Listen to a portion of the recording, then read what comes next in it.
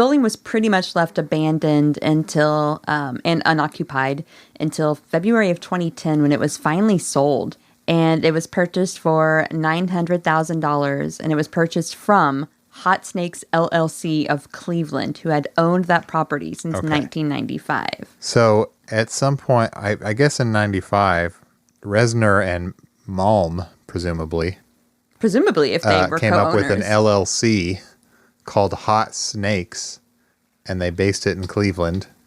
I want to know what Hot Snakes comes from. I don't know. Maybe someone out there knows and can tell us. Maybe there's a Cleveland listener. Hashtag Hot Snakes. Tell us what it means.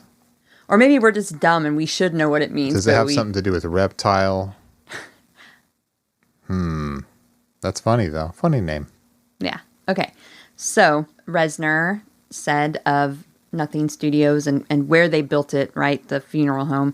He said, "We just found an old building and it happened to be a funeral parlor." Once again, it was something really morbid by accident. I'm starting to think maybe these aren't accidents, Trent. He said, "We found one that had large rooms and bit by bit turned it into a world-class studio that catered to how we work."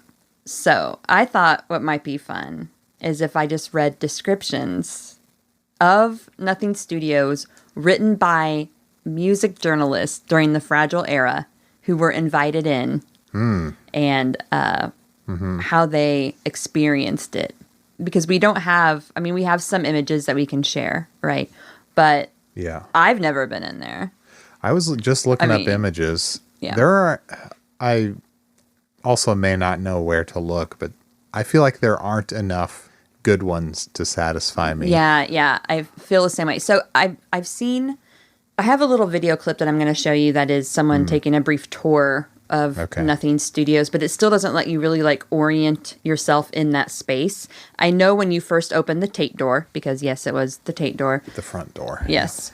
There's a gigantic staircase that greets you that leads up. It's like this beautiful staircase. I mean, you get to carry all your gear up that when you're loading in. I think he turned it into like a gaming lounge area for people. Because I think when they went upstairs, that's what was there was like classic. Okay. I'll read and you can try to orient yourself. Okay. And the basement, I'm just imagining that as Ezra in space. I don't know what else was down there. Bob's studio. Yeah. Okay. And then I know there's like a kitchenette. There was like a little mini workout room. Like where Trent got buff. It even had a tanning bed. What? I know. Who's tanning? I don't know. I've seen these guys. It wasn't them. Maybe it was John Malm. Maybe. His slick back hair. Hey, buddy. Hold on. And his tan. But yeah, I have a little video I'll show you that might give you a better idea of what it kind of looks like. And then I've seen some pictures, but it still is hard for me to put myself in that space. And of course, because like in the videos we're going to see, you're not seeing everything. But I thought it'd just be fun to read at the time, like what journalists were writing as they were writing these profiles on Reznor and were in the studio space. Yeah. So this one comes from Spin in January of 2000, and it is described as, "The inner sanctum has a crucifix-adorned candelabra, haunted mansion curtains, and some very impressive hardware. A 72-channel mixing board, 10 9-gigabyte hard drives, 25-odd keyboards, and a KISS mouse pad."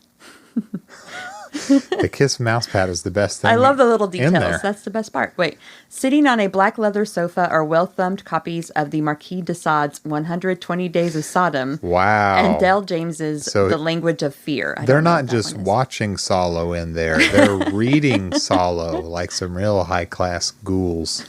Which one of these launches the shuttle? Lots of buttons here. Actually, I've never been in this room. It's all prop. We just set this up so these guys think I'm smart.